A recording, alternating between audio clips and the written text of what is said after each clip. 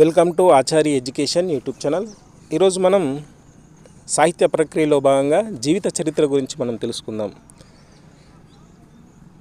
క్రీస్తు శకం 19వ శతాబ్ది ఉత్తరార్ధంలో ఆంగ్ల సాహిత్యం నుండి తెలుగులోకి జనించిన వచన సాహిత్య ప్రక్రియలో జీవిత చరిత్ర ఒకటి. మరి జీవిత చరిత్ర ఎక్కడి నుంచి వచ్చిందంటే ఆంగ్ల సాహిత్యం నుండి తెలుగులోకి వచ్చింది. మరి ఇది ఎప్పుడు వచ్చింది అంటే 19వ శతాబ్ది ఉత్తరార్ధంలో వచ్చింది. అంటే 19వ శతాబ్దం పూర్తయ్యే సమయంలో రావడం జరిగింది. 19వ శతాబ్ది ఉత్తరార్ధంలో రావడం జరిగింది. ఇది ఆంగ్ల సాహిత్యం నుంచి వెలువడడం జరిగింది. మరి ఏ విధంగా వచ్చిందంటే వచన సాహిత్య ప్రక్రియలో జీవిత చరిత్ర అనేటువంటిది ఒకటి. వచన సాహిత్యం అంటే వచనంలో రాయడం. జీవిత చరిత్ర అనేది ఎక్కువగా వచనంలో రాయడం జరుగుతుంది. అయితే జీవిత చరిత్రను ఆంగ్లంలో ఏమంటారంటే బయోగ్రఫీ అంటారు. జీవిత చరిత్ర ఏ కథనంలో సాగుతుంది? పరోక్ష కథనంలో సాగుతుంది. తర్వాత లోకంలో విభిన్న రంగాల్లో విశిష్ట సేవ చేసినటువంటి వారి జీవిత వ్యక్తిత్వాలను ఇతరులు రాస్తే అది జీవిత చరిత్ర అవుతుంది. అంటే లోకంలో విభిన్న రంగాల్లో విశిష్ట సేవ చేసినటువంటి వారి జీవిత వ్యక్తిత్వాలను ఇతరులు రాస్తే అది జీవిత చరిత్ర అవుతుంది. ఉదాహరణకి ఎవరైనా ప్రముఖమైనటువంటి వ్యక్తి ఉన్నారనుకోండి, వారి గురించి నేను పూర్తిగా ఒక ఈ జీవిత ఆయనకు సంబంధించినటువంటి ఏమేమి చేశాడు, ఆయన పుట్టుక ఏంది, తర్వాత ఆయన విద్యాభ్యాసం ఏంది, తర్వాత ఆయన అలంకరించినటువంటి పదవులు కావచ్చు, చేసినటువంటి మంచి పనులు కావచ్చు, అవన్నీ నేను రాస్తే, ఒక వ్యక్తి గురించి రాస్తే అది జీవిత చరిత్ర అవుతుంది. తర్వాత తెలుగులో జీవిత చరిత్ర రచనకు ఆద్యుడు కందుకూరి వీరేశలింగం. కందుకూరి వీరేశలింగం ఎన్నో ప్రక్రియలకు ఆద్యుడు. ఆ ఆద్యుడు అనేటువంటిది గుర్తుపెట్టుకోవాలి. ఏ ప్రక్రియలకు కందుకూరి వీరేశలింగం ఆద్యుడు అనేటువంటిది. తర్వాత తెలుగులో ఎక్కువ జీవిత చరిత్రలు రాసినటువంటి వారు ఎవరంటే గొర్రేపాటి వెంకట సుబ్బయ్య చాలా జీవిత చరిత్రలు రాయడం జరిగింది. ఎవరు? గొర్రేపాటి వెంకట సుబ్బయ్య. మరి తెలుగులో అతిపెద్ద జీవిత చరిత్ర ఏంటి? నాయన చరిత్ర. అతిపెద్ద జీవిత చరిత్ర నాయన చరిత్ర. తర్వాత లోకంలో ఒకరి గురించి మరొకరు రాసే వాటినే మనం జీవిత చరిత్ర అంటున్నాం. ఇది అంశం జీవిత చరిత్రకు సంబంధించి. ఇక తెలుగులో ప్రసిద్ధమైనటువంటి జీవిత చరిత్రలు. తర్వాత ఆంధ్ర శేషగిరిరావు. ఈ ఆంధ్ర శేషగిరిరావు ఏం రాశాడంటే ఆంధ్ర కవయిత్రులు. ఉట్కూరి లక్ష్మీకాంతమ్మ తెలుగు కవయిత్రులు. ఇవి గుర్తుంచుకోవాలి. కందుకూరి వీరేశలింగం రాజా రామ్మోహన్ రాయ్ చరిత్ర, విక్టోరియా మహారాణి చరిత్ర, క్రీస్తు చరిత్ర, ఆంధ్ర కవుల చరిత్ర. వంగూరి సుబ్బారావు శతకవుల చరిత్ర, నిడదవోలు వెంకటరావు తెలుగు కవుల చరిత్ర, చాగంటి శేషయ్య ఆంధ్ర కవితరంగిణి, ఆంధ్ర శేషగిరిరావు ఆంధ్ర కవయిత్రులకు సంబంధించి, ఉట్కూరి లక్ష్మీకాంతమ్మ తెలుగు కవయిత్రుల గురించి. ఇవి తెలుగులో ప్రసిద్ధమైనటువంటి జీవిత చరిత్రలు. ఇంకా తెలంగాణ సాహిత్యంలో ప్రసిద్ధమైనటువంటి జీవిత చరిత్రలు కనుక చూసుకుంటే సురవరం ప్రతాపరెడ్డి ఎవరి గురించి రాశాడంటే రాజా బహదూర్ వెంకటరామరెడ్డి చరిత్ర రాశాడు. ఎవరు? సురవరం ప్రతాపరెడ్డి. రాజా బహదూర్ వెంకటరామరెడ్డి చరిత్ర సురవరం ప్రతాపరెడ్డి రాయడం జరిగింది. తర్వాత నాగిళ్ళ రామశాస్త్రి కాళోజీ ముచ్చట్ల గురించి రాయడం జరిగింది. కాళోజీ గురించి జీవిత చరిత్ర రాసింది నాగిళ్ళ రామశాస్త్రి. తర్వాత ఇరివెంటి గోపాలకృష్ణ తెలంగాణ సాయుధ పోరాటంలో ఆరుట్ల దంపతులు అనేటువంటి జీవిత చరిత్ర రాశాడు. అంటే ఆరుట్ల దంపతులకు సంబంధించి రాయడం జరిగింది. తర్వాత సి వేణు తెలుగు పలుకుల వేల్పు గిడ్డ సురవరం అనేటువంటి సురవరం ప్రతాపరెడ్డి గురించి సి వేణు రాయడం జరిగింది. ఈ తెలంగాణ ప్రసిద్ధమైనటువంటి జీవిత చరిత్రలు. ఇంకా సంగిశెట్టి శ్రీనివాస్ తెలంగాణ వైతాళికుడు. సంగిశెట్టి శ్రీనివాస్ తెలంగాణ వైతాళికుడు గురించి రాయడం జరిగింది. ఎంఎల్ నరసింహారావు తెలంగాణ ప్రముఖుల గురించి రాశాడు. తర్వాత పివి నరసింహారావు గురించి రాశాడు. స్వామి రామానంద తీర్థ గురించి ఎంఎల్ నరసింహారావు రాయడం జరిగింది. తర్వాత కొంపెల్లి వెంకటగౌడ్ ధర్మభిక్షం మాట ముచ్చట, డి రామలింగం బహుముఖ ప్రజ్ఞాశాలి బూర్గుల. తర్వాత వెల్దండ నిత్యానందరావు రాజనీతిజ్ఞుడు బూర్గుల గురించి. తర్వాత ఎన్ వేణుగోపాల్ వట్టికోట ఆల్వార్ స్వామి గురించి రాయడం జరిగింది. హీరాలాల్ మోరియా సర్దార్ జమలాపురం కేశవరావు గురించి రాయడం జరిగింది. ఈయన తెలంగాణ సరిహద్దు గాంధీ అంటారు. తర్వాత కాకతీయ విశ్వవిద్యాలయం వెంకట రమణాచార్య గురించి జీవిత చరిత్ర రాయడం జరిగింది.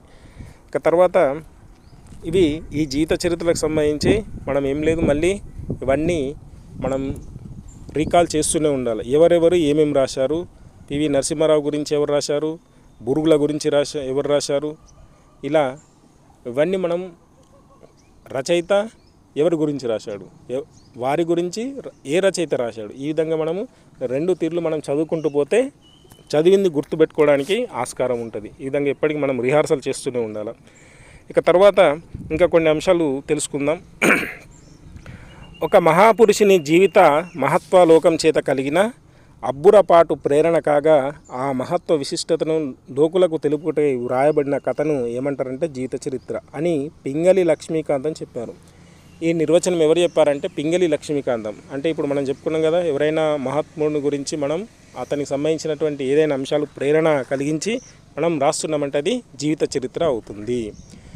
మరి జీవిత చరిత్ర అనే పదానికి సమానమైనటువంటి ఆంగ్ల పదం బయోగ్రఫీ అని మనం తెలుసుకున్నాం. తెలుగులో ఎక్కువ జీవిత చరిత్ర రాసింది గొర్రేపాటి వెంకట సుబ్బయ్య అని కూడా మనం తెలుసుకున్నాం. బయోగ్రఫీ అనే పదాన్ని మొదట వాడింది డ్రైడెన్. బయోగ్రఫీ అనే పదాన్ని మొదట వాడింది డ్రైడెన్ 1683లో వాడడం జరిగింది. తర్వాత తెలుగు సాహిత్యంలో జీవిత చరిత్రకు ఆద్యుడు కందుకూరి. ఈ అంశాలు మనకు వీటికి జీవిత చరిత్రకు సంబంధించినటువంటి ఇంట్రడక్షన్. తర్వాత కొన్ని రచయితలు జీవిత చరిత్రలకు సంబంధించి మన ముందు ఒక లిస్ట్ ఉంది. ఈ లిస్టు గురించి మనం ఒక్కసారి చూద్దాం. మళ్ళీ వచ్చినాయి, కొన్ని రిపీట్ అవుతాయి, కొన్ని ఎక్స్ట్రా ఉన్నాయి, అవి ఒకసారి మనం గుర్తుంచుకోవాలి. ఫస్ట్ మనం తీసుకుంటే కందుకూరి వీరేశలింగం. కందుకూరి వీరేశలింగం రాసింది విక్టోరియా మహారాణి, జీసస్, ఆంధ్రకవుల చరిత్ర అని మనం ఇప్పుడు తెలుసుకుందాం. తర్వాత గొర్రేపాటి వెంకట సుబ్బయ్య ఎక్కువ చరిత్రలు రాశాడని చెప్పుకున్నాం కదా. దాంట్లో సరోజినీ నాయుడు, వల్లభాయ్ పటేల్, టంగుటూరి ప్రకాశం పంతులు, కట్టమంచి రామలింగారెడ్డి, చలము, కాశీనాథులు, నాగేశ్వరరావు, వీరందరి గురించి గొర్రేపాటి వెంకట సుబ్బయ్య వీరందరి జీవిత చరిత్రలు రాయడం జరిగింది. కట్టమంచి రామలింగారెడ్డి కానీ, సరోజినీ నాయుడు కానీ, వల్లభాయ్ పటేల్ కానీ, కాశీనాథ్ నాగేశ్వరరావు కానీ, చలం కానీ, టంగుటూరు ప్రకాశం పంతులు కానీ వీరందరి గురించి జీవిత చరిత్ర ఎవరు రాశాడంటే గొర్రేపాటి వెంకట సుబ్బయ్య. తర్వాత నిడదవోలు వెంకట్రావు పరవస్తు చిన్నయ్య సూరి గురించి రాశాడు. రాళ్లపల్లి అనంతకృష్ణ శర్మ వేమన జీవిత చరిత్రను రాశాడు. ఉండేల మాలకొండారెడ్డి నేతాజీ జీవిత చరిత్ర రాశాడు. తర్వాత బులుసు వెంకటేశ్వర్లు వివేకానంద స్వామి, రామతీర్థస్వామి గురించి రాయడం జరిగింది. ఎవరు? బులుసు వెంకటేశ్వర్లు. తర్వాత గుంటూరు శేషేంద్ర శర్మ కవిసేన మేనిఫెస్టో అని వారికి సంబంధించి కవుల గురించి రాయడం జరిగింది. తర్వాత నెక్స్ట్ చిలుకూరి వీరభద్రారావు తిక్కన గురించి రాయడం జరిగింది. తోలేటి వెంకట సుబ్బారావు కందుకూరి వీరేశలింగం గురించి రాయడం జరిగింది. తర్వాత ఉటుకూరి లక్ష్మీకాంతమ్మ తెలుగు కవయిత్రులకు సంబంధించి రాయడం జరిగింది. తర్వాత వంగూరు సుబ్బారావు ఆంధ్ర వాంగ్మయ చరిత్ర, శతకవుల చరిత్ర సంబంధించి రాయడం జరిగింది. మనకి ఇంకా ముదిగంటి జగ్గన్న శాస్త్రి గురించి తెలుసుకుంటే జవహర్లాల్ నెహ్రూ చరిత్ర, విడి సావర్కర్ జీవిత చరిత్ర, తర్వాత చిరంతానంద స్వామి వివేకానందుడు గురించి, రామకృష్ణ పరమహంస గురించి రాయడం జరిగింది. తర్వాత వేటూరి ప్రభాకర్ శాస్త్రి శృంగార శ్రీనాథము అనే దానికి సంబంధించి జీవిత చరిత్ర రాయడం జరిగింది. కొత్తపల్లి వీరభద్రారావు సిపి బ్రౌన్, దుర్బాక రాజశేఖర శతావధాని రాణా ప్రతాపసింహ చరిత్ర ఇది ఒక్కడే రాశాడు. తర్వాత కరుణశ్రీ బుద్ధుని చరిత్ర పద్యరూపం.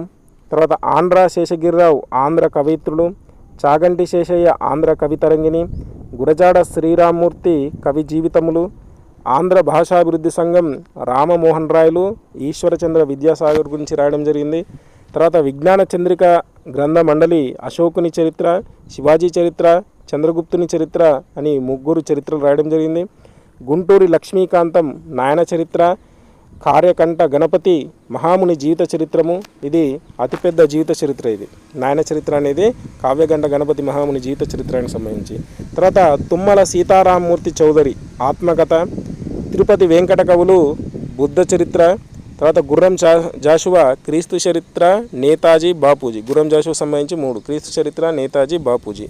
తర్వాత గడియారానికి సంబంధించి శివభారతం.